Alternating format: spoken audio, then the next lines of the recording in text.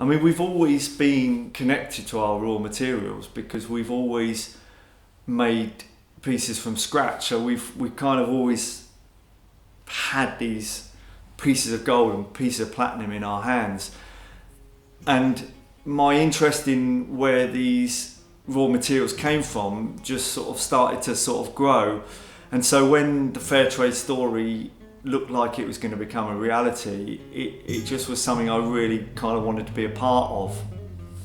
Because, you know, not only did it offer traceability, but, you know, there was obviously these kind of huge benefits to the miners involved in producing these raw materials.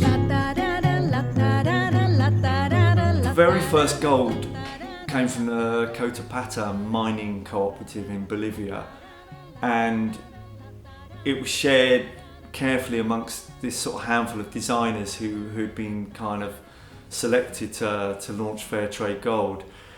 And actually there wasn't very much in that first batch. We literally had enough to make one ring, you know, maybe two. It meant that when the gold arrived, it was actually very exciting.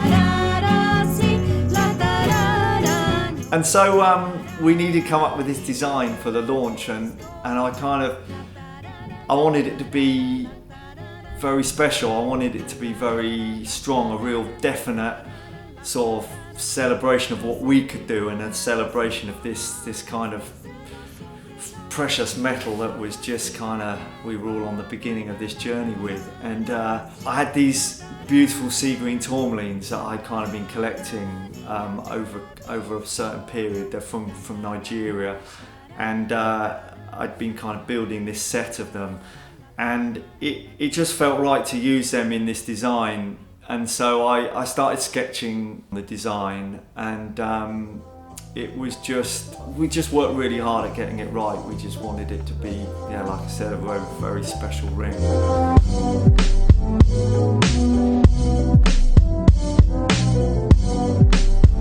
And I think it showed, because I was really pleased with the way the finished ring looked. It just sat on the hand beautifully, and it was recognised by the British Jewellery Association as a landmark design, and it was used to sort of represent the year that Fairtrade Gold was launched in their 125th anniversary exhibition. So, you know, that was a proud moment. And since making that first Fairtrade ring, we're now at a place where half the pieces on display in our shop are made in Fairtrade Gold and Platinum.